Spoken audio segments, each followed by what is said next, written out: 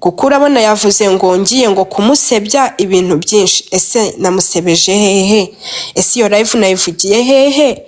Ibintu bijyanye na jihad kweli mwambabariye koko mwabantu, mwambabariye ko nta kintu nigeze mvuga kuva ku munsi wa mbere. Uriya muntu nyandagaza, mwamfashije kweli please. Nimba yarashakiye abaroya jihad, nabigiraho ikihe kibazo? Ese umuntu arega undi atazi ko azashaka abaroya? Nimba yaranabamushakiye n'uburenganzira bwe, ngiye nkurira nk'ibyo bintu. Ese izo FBI muvuga,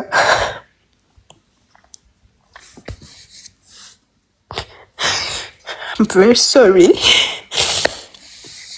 izo FBI muza mukavuga ngo zaje zikababwira, zikorera mu kihe gihugu? Ese kuri social media nahaburiye ubutabera? Nta n'ubu haba, yenda tubivuge gutyo, sibyo? And then uri kuvuga ko wagiye no kwitabaza ngo RIB wahamagaye. Wagiye kumvuga iki kuri RIB? Nagukoze iki? Ni iki nagukoze ku buryo hano muri message unyandikira ngo wagiye kuri RIB? Nagukoze iki? Wagiye kubaza icyo wagiye kundega kuri RIB? Ikindi uri kunkangisha ufite umugabo ngo umugabo wawe si umwavoka, ni umukirateri, I don't know. Umugabo wawe si riri nago ndahura nawe, nziranye na big sister wawe n'umugabo we, famille, like abantu bo muri famille yawe. Ntago ntibanyakiriye nabi, nta kibazo ngirana nabo, nawe mu kuvugana nta kibazo ngirana nawe. Ikintu cyonyine meruka wanyandikiye nyamuri kureba message iri hejuru ukwezi kwa 10, wanyandikiye umbwira ko wanyandikiye on Snapchat. And then ngiyeho ndeba wari uri kumbwira ibintu bijyanye na jihad, ngo ese twakemura ibibazo gutya na gutya. Biranunguye mu kanya rero, aho mubwiye ati uri kunyibutsa ngo waranyandikiye kuri Snapchat. Ndakubwiye yes waranyandikiye, ninda kubisoma, ariko nagiyeho ndagusubiza. Ese ntabwo wibuka ko twabivuganye? Uhakana ko njye nawe ntavuganye nawe on Snapchat, kuko ibintu bya jihad warabimbwiye, tubivugaho mubwira ati nta kintu nzi mpfa n'uriya muntu kugira ngo weme. Sorry, harya iyo mvuye hano kuri live ngiye kureba nka message ahantu bita biba muted cyangwa biba muted. Okay, nashakaga na message yandikiye jihad, ndi kumubwira jihad mfiki nawe wayizanye gere umva yirebe uyime hano biroroshye. Reka kwereke uyiza kandi wirira komera, ariko si wirira chira wirira shiri. Okay, mutaka nanjye yane ubwoba ririko Raj kandi ngaba nanjye ndikane ubwoba hano jada ndakomuje wewe ubwa kuri wala yotonganye nawe ndakuzi uretse gato wirakara uretse wa mugore we nawe. Okay, ngaho ihangane bumyutinze gato, reka bampereze zira message. Mutapinge screen, mutapinge. Lili zamuka.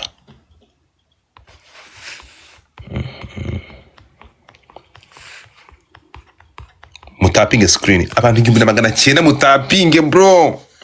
How come abantu 1900? Mutapinge screen.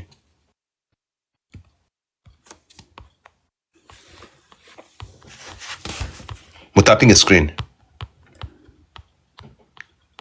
Mutapinge screen. Jesus.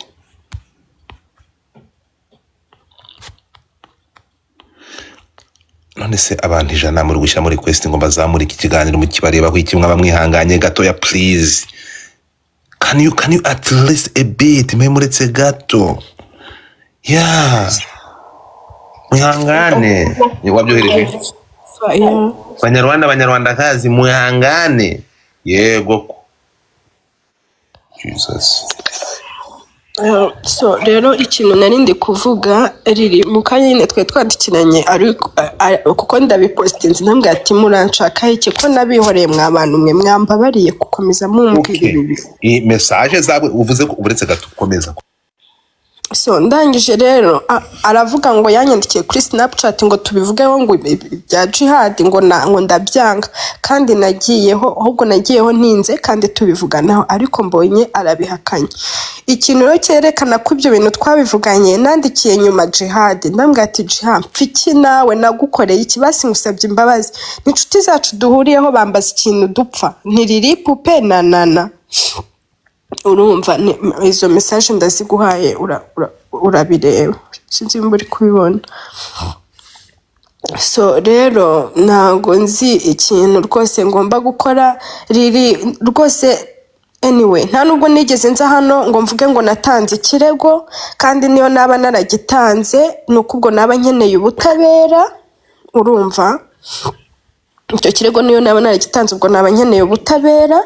Rero kumbwira ngo ndashaka ngo kukuvuga nabi ngo nkugira gute ngo kuko ngo washakiye aba judge aba lawyer ngo jihad nta kibazo mbifiteho nta nicyo nabigiraho kandi ikindi kunkangisha umugabo wawe arenze umwavoka ntago nzi icyo ugamije. Ese ubwo ndamutse naratanze n'ikirego koko ubwo ugamije iki uri gushaka kumbwira iki se ubwo ko icyo kirego nakireka kuko umugabo wawe arenze umwavoka ugamije iki ntabwo ibyo ndi kubyumva. Ikindi abo bantu uvuga ngo naba FBI ese mwabantu nzage akazi k'ubuhoste nabaye nkahagaritse kubera ibintu birimo by'intambara ibiki akazi kanjye gasanzwe ntago ndi gukora kubera ibintu bagiye bansebyaho banyangiriza sibyo. Aba mama barabizi bose twagombaga kwandika n'abandi ba mama nta mu mama nongeye kwandika mubona afashaga nta kintu na kimwe nyikora. Ese noneho nimba uvuga ko ufite noneho FBI ukavuga ko wahise unahamagaza RIB ngo igitaraganya ngo wahise ubabwira byihuse ese uragira ngo sinzongere no gusohoka mu nzu nimba uri n'inshuti na jihad muranshakaho iki mwambabariye koko. Ese gushaka jihad umunyamategeko ni ikosa nanjye namumushakira niba ari ibyo murabiho rero. So iyi message rero ibi ngibi mbere yo kugenda nicyo ndi kuzira Godfather reka nge nigendere nisangire umugabo wanjye. Oya riri mbere yo kugenda. Oya murabiho ndarambiwe. Erika ari guhamagara Teriska bari kugambana. Muhungu ari guhamagara Teriska bari kugambana. Okay Teriska amagambo ya Riri urayumvisha uri kumuryoza ko yashakiye hadi umunyamategeko none se ko ibyo bintu ari byo abantu buri gihe baza bakigira ahangaha ntakunda umuntu muri inbox yanjye araza akandika ibintu bingana gutya yagera hano live akavuga utugambo tubiri ese ndi kubimuryoza nambwire njye navuganiye hehe nawe uwo muntu naho hanavuga simazi natubwire uwo muntu naba naganiriye nawe cyangwa se naba nimba Riri namwandikiye cyangwa muhamagara ko yabibwiye n'umuntu wabibwiye uri Luxembourg ko bagiye kugiye kumwandagaza. None se Godfather ninde mushuti wawe uri muri Luxembourg aho ni hehe se ahubwo muri Luxembourg ntabwo uzi muri Luxembourg ntabwo hazi ntabwo mazi uri serieza se cyangwa uri boko uri gushaka kunyura ntabwo mazi seriye mbonye ndumiwe ayi mane yanje waravuze ngo abantu bazatangara ngo babonye ibyo nkoreye niko wari mu rukiko narindi mu rukiko nageze nekeza yuko ninjye munyamakuru wageze ku rukiko bwa mbere. uri umu YouTuber ntabwo uri umunyamakuru nta kibazo ariko ndatangaza bro byo kumbwira ni guki ndashaka ariko ntimukarakare mujye mukunda ukuri none ufite ikarita yaremutse oya ni nabyo bro asa njye nakurakarira Godfather nageze ku ngoro y'ubutabera urukiko rwa Kicukiro urukiko rw'ibanze saa 12:02 n'iminota nka 32 gutyo nabibaraga nahasanze umukameramani wa Big Man witwa Josh masanga umuntu mukameramani wacu wa 3D witwa Gaposho n'undi muntu umwe narimo kwibuka neza ariko nawe ni umunyamakuru ariko ni umukameramani unaye no mukameramani. Icyo gihe Big Man ntiyagera isa namamagara ambwa ati wahageze, nabwo yego nahageze, ati nanjye ndaje. Aba yakije imodoka, twahageze twese dutegereje kubona umuntu witwa Jihad nabo bari kumwe mu kirego cyangwa muri dosiye imwe, bari buzanwe mu modoka baje kuburana.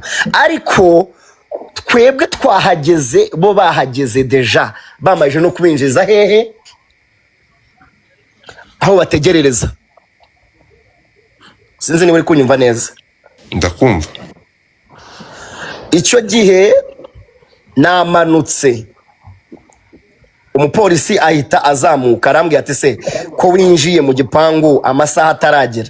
Ndambwira ntago nari mbizi, ni amakosa kabisa. Ariko ahita mbera umwana mwiza, ndamubwira se ba Jihad baje? Arambwira ati oya ntago barabazana, ariko babazanye.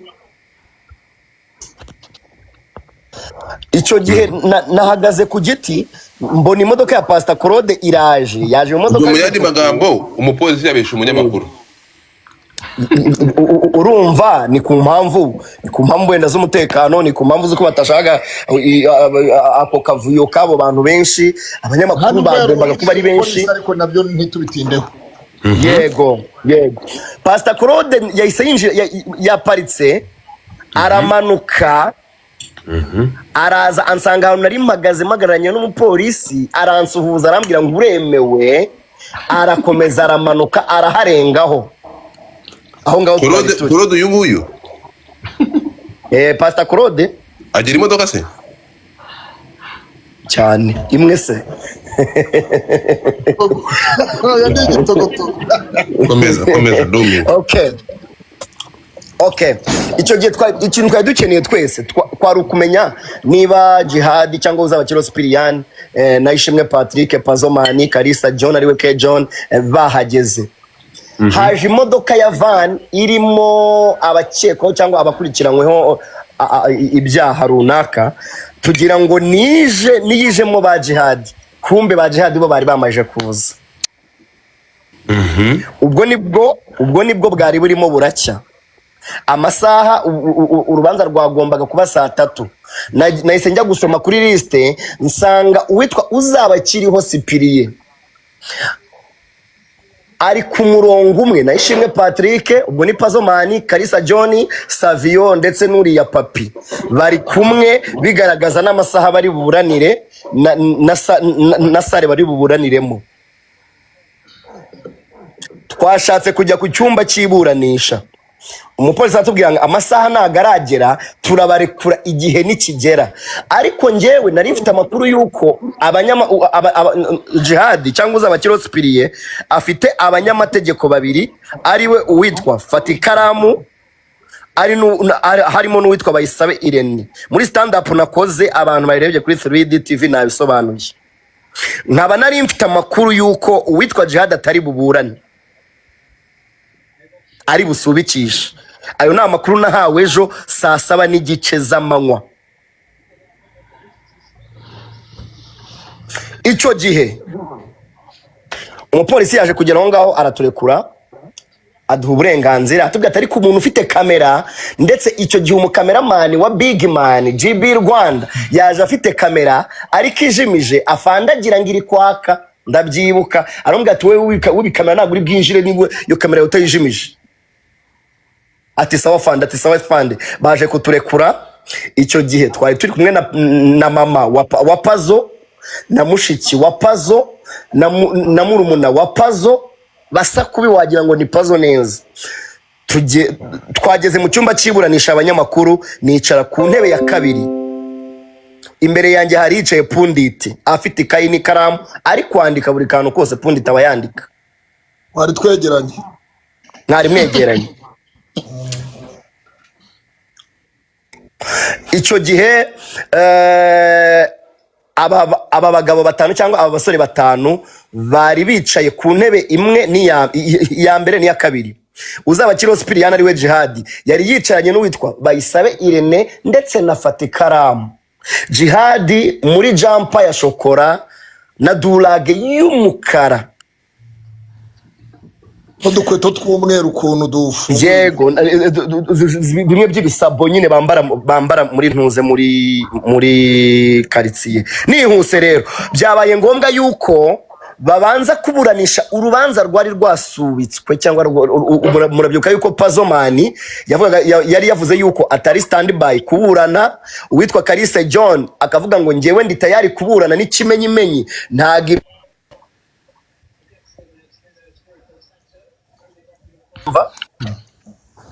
Ego. urwo rubanza nirwo bagombaga kubanza kubera yuko bari barusubitse, kandi nimero ya Patrick na Kalisa na K John bari kumwe ni 10.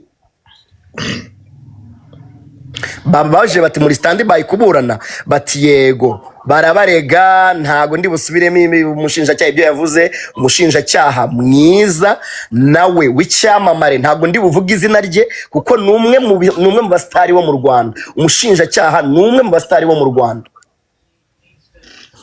Ukunda gushinja abasitari. ukunda gushinja abastari, ndetse numwe mu byamamare mu Rwanda.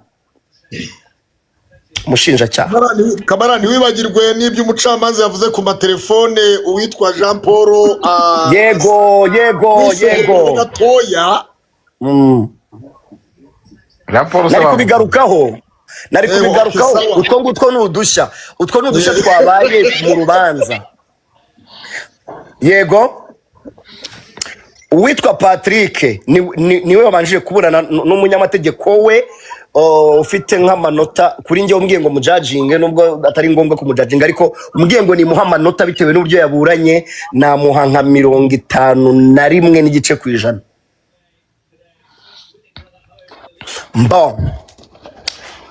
Umushinjacyaha arabashinja, nabo bajya mu kwiregura.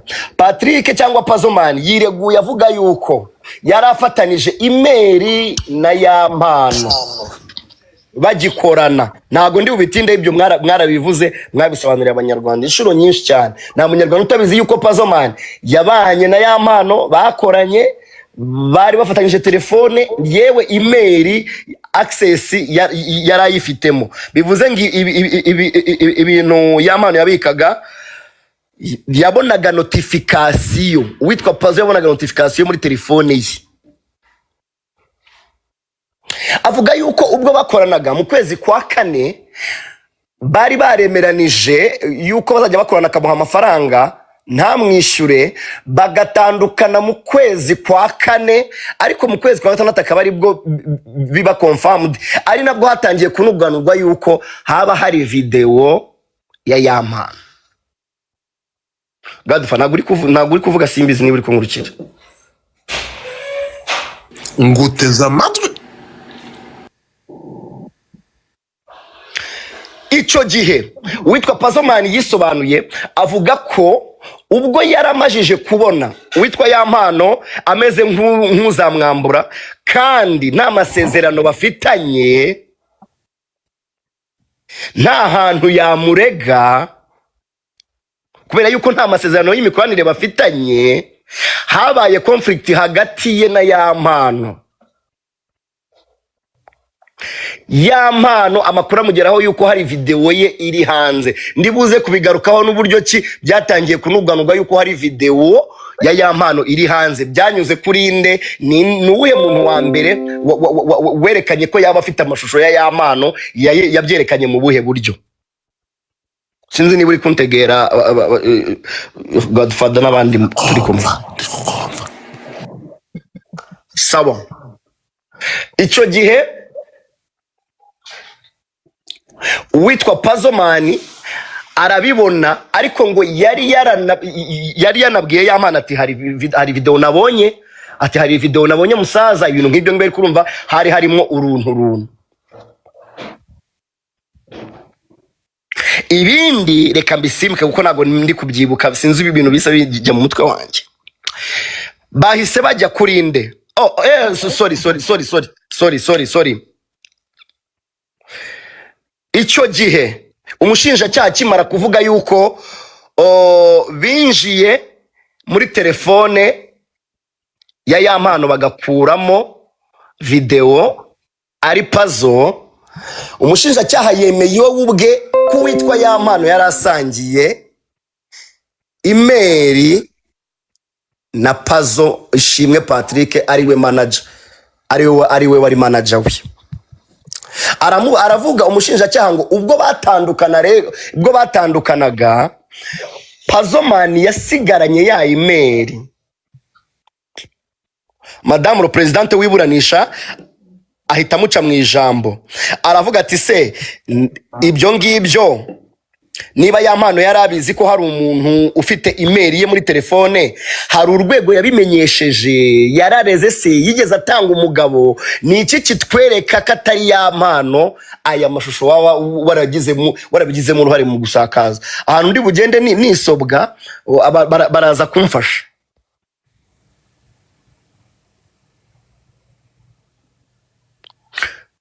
Godfather. Yego mana, yego kamera yego. Yego ndimo ntago mbarambira, ntago ndi butinde cyane. Reka ndahita njya kuri K John cyane kuko K John we niwe birimo n'ibintu bya njuga, birimo n'ibintu bya restaurant yo kwa Kibonke, harimo ibintu byinshi. Ico gihe Puzzle Man cyangwa Patrick muri ribu we yivugiye ko video yayibonye muri telefone ye. Ati se Puzzle Man, ibintu wavuze muri ribu katari byo uvuze hano mu rukiko. Ibintu wavuze muri ribu kabivuga muri pariki katari byo uri kuvuga hehe hano muri pariki. Umumetere we ati erega impamvu yavuze yuko video yayibonye muri telefone ye nuko notification iza muri telefone apana kuri telefone. Bivuze ngo Puzzle we yabonye notification iriho video ya Yampano. Umushinjacyaha ati rero iyo video iri kuri email kugira ngo uyibone bisaba yuko uyidownloadinga ukayisavinga muri gallery.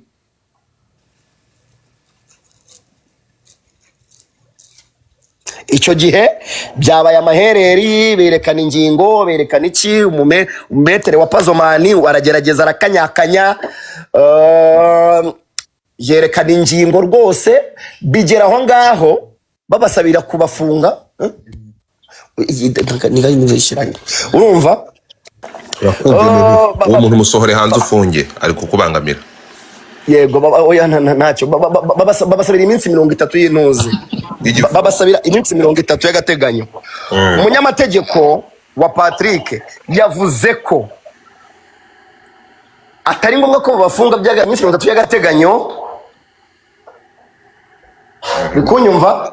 Kubera yuko Puzzle Man niwe wigemuye, niwe wijanye. Bati rero ntago numva uburyo cy'umuntu wijya ari we wizanye. Mutaje ribi taragiye kumufata, ntago nibwira yuko yatoroka, kandi hari ingingo zerekana zinasobanura yuko umuntu akwiriye kuburana cyangwa gukurikiranwa ari hanze adafunzwe. Ibyo babijyaho bahita bajya kuwitwa Uwakabi. Uwo ni K John. Uwakabi ari we K John. Uko bigaragara video ntago ari we wa mbere wayibonye, ariko yabonye screenshot kuri WhatsApp y'umuntu witwa Ode. Kinyana yimbwi bimuhamagaye. Kinyana yimbwi bimuhamagaye, ibimuhamagariye iki? Wakupa icyo kigoryi kiguhamagaye ko uri mu kazi? Nta muntu mpamagaye. Okay. Faragomba kwandika guhamagarwa n'abakobwa. Oya ntabwo ari umusore mukuru tujya amafaranga aho. Komeza garafure. K John yabonye screenshot kuri stati ya WhatsApp y'umuntu witwa Odette usanzwe postinga ama pornography cyangwa ama video y'urukoza soni. Iyo screenshot yari irimo uwitwa ngo Yampano yaragaragaraga yicaye ku gitanda. Uwo Odette yandikaho ngo umpa 5 ndamutamo video yose y'iminota 10. Icyo gihe uwa kabiri yahise akora screenshot. Iyo screenshot ayoherereza umuntu witwa Papa Cyangwe. Kumbe ako kanya Papa Cyangwe yicaranye mu nzu na Yampano Wanji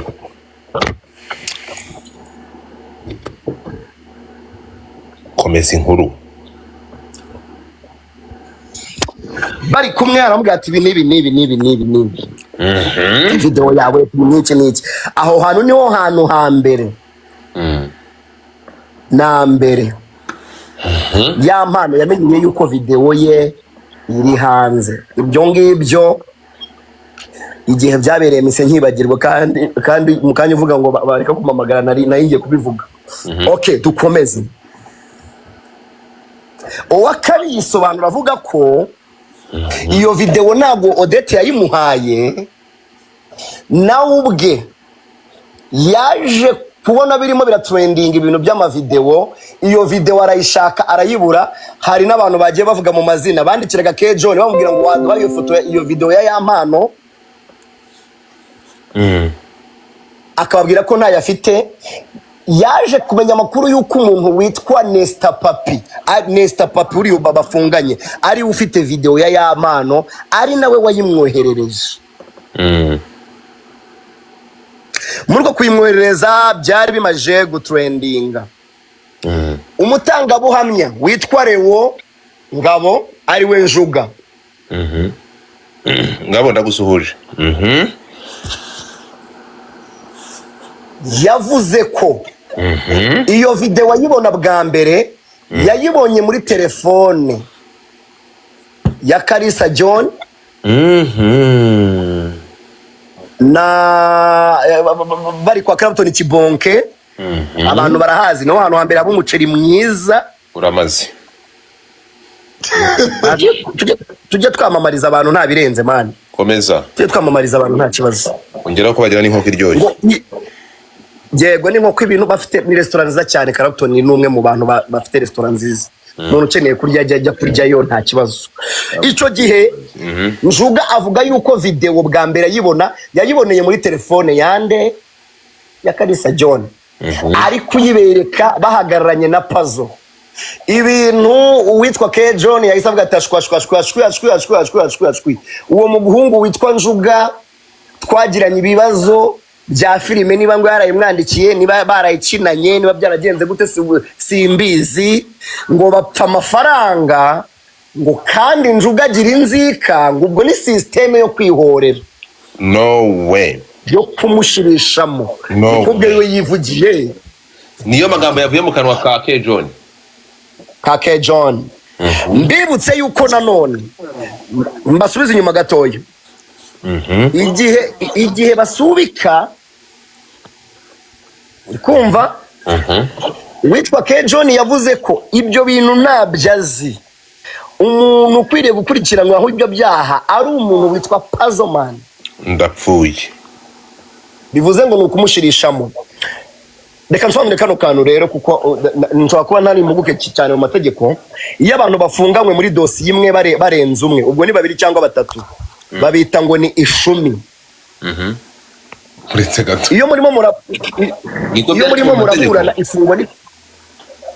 muraburana ifungwa n'ifunguro ry'agateganyo muri ishumi, biba bisaba ngo mwigengesere kuko iyo umwe ashirishije mu ndi byanga byakunda bakubita 30 jours. So nukuvuga ngo niba nkumvishe neza mu itegeko byanditsemo iryo jambo ngo ni ishumi. Abantu benshi barabizi neza, abantu bajya mu nkiko iyo muri 2 babita, iyo muri 2 muri dosiye imwe imwe babita ngo ni amashumi. Ya niko bimeze ndabibona bari kubyandika. Komeza. Yego. Mbo witwa Puzzle wibwa Kalisa John yashatse gushirishamo nde Puzzleman, kandi Puzzleman ni ishumi. Aba bantu byanyeretse yuko nubwo bari kumwe ahantu bari ntago bahuza. Buri wese ari kwita undi wa ba mwana, ari gushaka gukiza amagara ye. uwitwa K John niko kuzanamo uwitwa Njuga avuga yuko ngo bapfuye amafaranga ibintu bya filime nawe urabizi Njuga yakoze filime bigeraho biranga agira gute manager w'abahanzi nta kintu atakoze Njuga abamucoma yabaye ibintu byose n'umutete n'umuntu ukora ibintu byose Njuga kugira ngo ibonere amafaranga ye nta birenze ibintu byose wamuha yabikora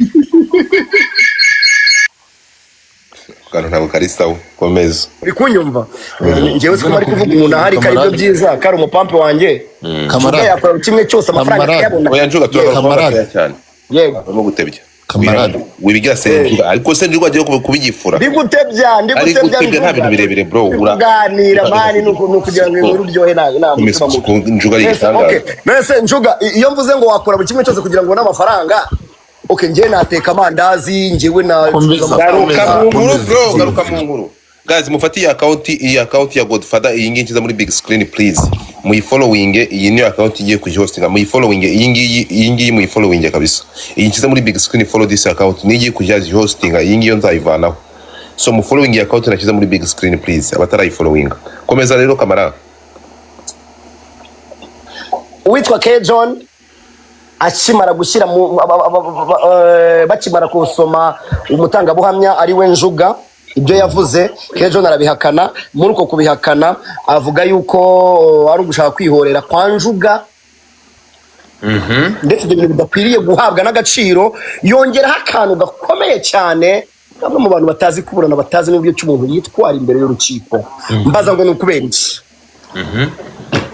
birabujijwe kuburana werekana ibimenyetso utunga urutoki umushinjacyaha cyangwa madamu wiburanisha madamu le perezida wiburanisha sorry mu kwishongora kwinshi uwitwa Kalisa John cyangwa K John yahise avuga aya magambo aravuga ngo ahantu twari turi kwa Clapton Kibonke kuri restaurant byanga byapfunga hari kamera mutapinga screen bari kumpa warning mutapinga screen amakoni niyo ntayo mufite abatibi bari kugira mu bakandeho ariko muforenge niri account bataza kumanura please kuko nibyanga ndahita mfungura muri account yindi iyi ngiyi iri muri big screen niyo account nini urabona ko ifite hafi 450 ngahe muyifollowing kuko nimba amanura hano ko mutari gutapinga niba dukuraho ndahita njya gufungura muri iriya komeza my brother reka ngare ko duhe n'abandi no komeza uri rukaswa niki komeza akantu gakomeye yakoze nakaye yego yavuze ngo ahantu twari turi kwa Clapton Kibonke hari kamera CCTV kamera ndakumva mwagiyeyo mukareba ko hari video nigeze nerekana ko hariyo CCTV kamera ubwo Kalisa John cyangwa K John yari arimo arabwira umushinjacyaha akubwiye ko ari umwe mu byamamare byo mu Rwanda madamu le presidente wiburanisha yahise avuga ati no none se ubushinjacyaha nibwo bujya gushaka ibimenyetso bibashinjura cyangwa abametere bawe nibo bakwiriye gushaka ibimenyetso bigize gute bigushinjura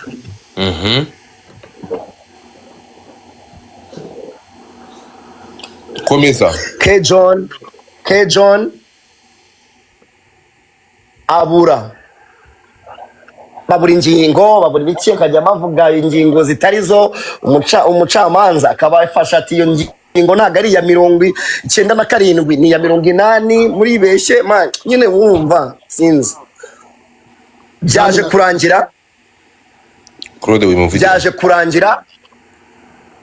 byaje kurangira perezidante wiburanisha afashe umwanzuro yuko urukiko ruzasomwa cyangwa isomwa ry'urubanza rizaba ku itariki 11 saa 9 z'amanywa hariya ku rukiko rw'ibanze Kicukiro.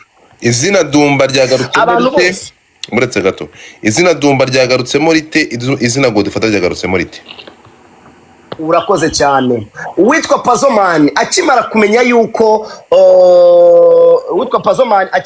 yuko byamenyekanye yuko ifoto ya Yampano iri hanze kandi ariwe bari kubishyiraho, bubwe yahaye video umuntu witwa Dumba, ariko ahita yisiba amuhereza audio, aramubwira ngo amavideo yose yasibe kandi ureke gukomeza kuyakwirakwiza. Godfather we bamuvuzeho iki?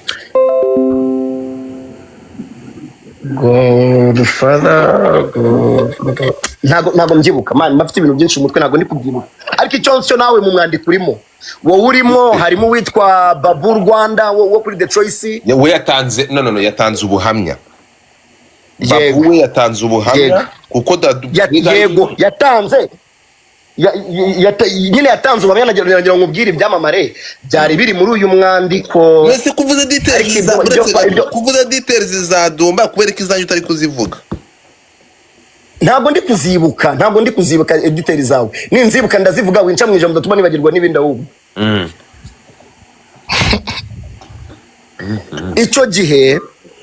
Icyo gihe urubanza rwari rukomeye, rwari Mbaturamugabo, abantu bose bari bakeneye kumva ni urubanza rwitwa Uzabakiriho Spiriye nabo bari kumwe, ubwo ni amashumi ye,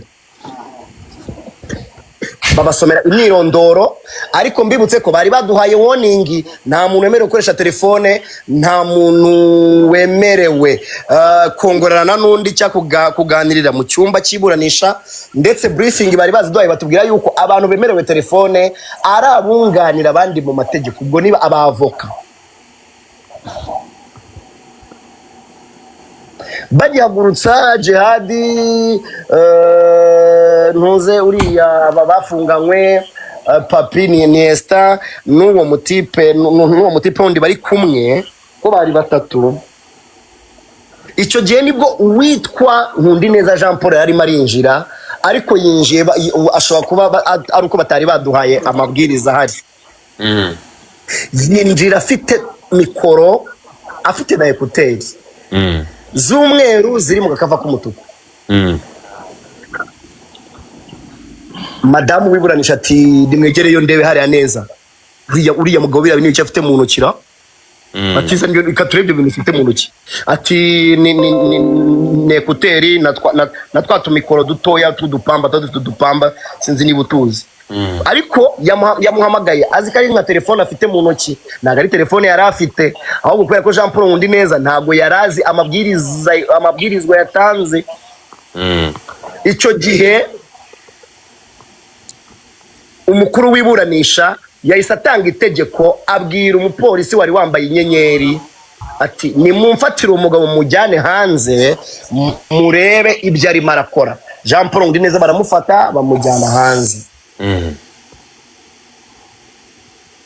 Iburana ryatangira, ariko bataraburana bakimara kubasomera imyirondoro, uwitwa Savio uko nanamwe expectingaga naga ariko nasanze ameze, numvaga ari ikintu cy'ikigabo cy'igisore n'iki, ariko naje gusanga ari umuntu ukiri muto ufite amagara matoya, mugufiya kabisa, tureshya, wumva nyine w'amagara make. Urabibona ko muri abo bantu bose bari kumwe n'ubwo ari amashumi uko ari batatu, niwe muntu ubona ameze nk'aho adafite ubushobozi muri abo bose bari aho ngaho. Yamanitse ikiganza aravuga ati njyewe ntabwo niteguye kuburana kubera ko nta muntu yunganira amategeko ndabona, ndumva mwansubikira. Bahita baha ijambo uwitwa Nesta Papi. Nesta Papi muri dread zifungiye inyuma, utuje cyane, ubona ucecetse utavuga amagambo menshi, ahita avuga ati njyewe nta kibazo, ati n'uburenganzira bwe. Bageze kuri Jihadi ati njyewe ndi tayari kuburana. N'abamwunganira mu mategeko bati turi tayari.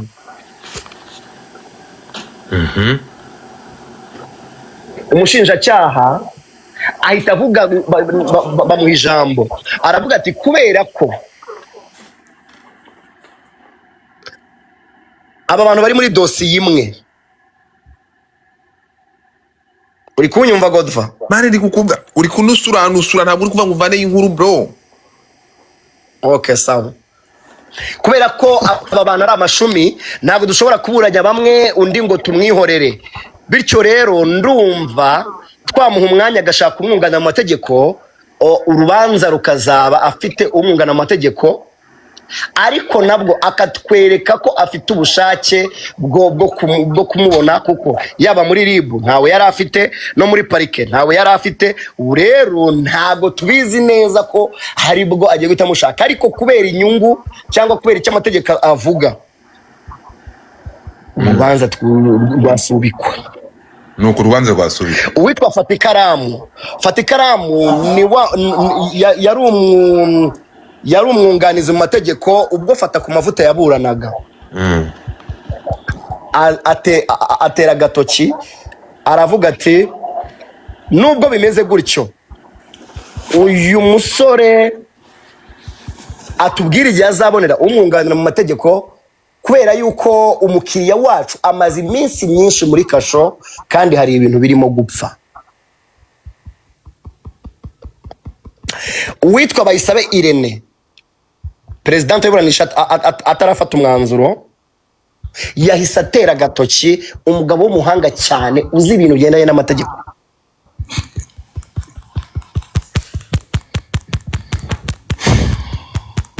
icyo gihe yavuze ko nubwo bari biteguye kuburana uwitwa Jihad atarabona dosiye yo muri RIB.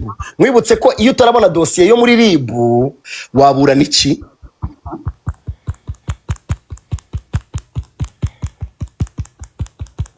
Ibyo bintu ni ibiki muri mora? Icyo gihe bakimara kubivuga yuko batarabona dosiye yo muri RIB ibashinja, uwitwa Jihad yahise azunguza umutwe cyane n'amafiyeri menshi cyane kwa kundi nyine kw'abashu.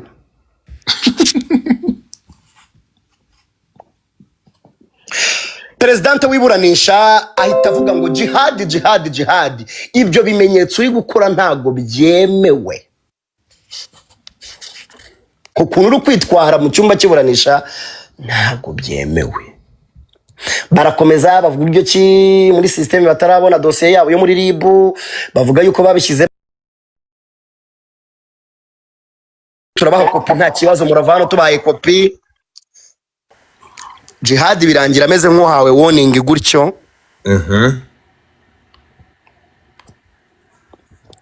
Urubanza bararusubika. Urubanza bararusubika barushyira itariki 11. Ariko Bayisabirene ahita azamura ati njyewe ntago mpari. Ati nzaba mfite urundi rubanza ati kereka murushyize nyuma ya saa sita. Okay. Birangira bafashe umwanzuro yuko urubanza ruzaba ku itariki 11 zo kwa 12 isaa sita z'amanywa. Urakoze cyane ndagushimiye. Nabonye iki rero okay mu ijambo rimwe kansoze cyangwa nta kibazo nangiye gukora conclusion y'uburyo kinabonye imiburanire y'aba bantu bose ukuntu imeze. Ariko niba ujyatse ijambo nta kibazo. Reka yimpe mu munota umwe. Umuntu bita Tiriska, umuntu bita Keza ashyira muri request ndashaka kuzamura tugiye mu cyiciro kindi. Erega ibintu birakomeye. Keza Tiriska ashyira muri request. Nkubiti yo twagiye. Keza Tiriska mfite amakuru yuko umunyamakuru yarari hariyo. Umunyamategeko we. Sorry. Okay, so reka noneho tubaze dufate impundu tujye mu cyiciro cya kabiri ngo kumazi. Reka nsoze kuri conclusion yanjye. Abantu bajya gusura Jihad n'abajya gusura K John ariko cyane ndabivugira kuri Jihad.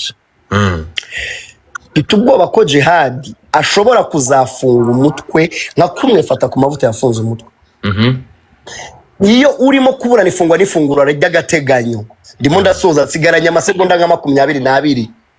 Bisaba ngo wiyoroshye ntago wigira kingi uraceceka abanyamategeko bawe akaba ari bo bavuga amagambo menshi. Nshize mu nyurabwenge uko nabonye Jihad ku itariki 11 nagaruka rikameze afite confidence, self confidence, bizaba bibi. Agomba gucisha make, agomba gutuza ibintu by'ubushu akabishyira hasi, akamenya bigenda gute imbere y'abanyamategeko, y'umucamanza, y'umushinjacyaha. Iyo ugiye kubwira umushinjacyaha ntago umutunga urutoki, ntago uzamura urutoki ngo utange peace. Icyo gihe ugiye gutanga ruswa ya miliyoni 2 bari gusobanurira iyo ruswa iri gutanga ni iki uyivanye.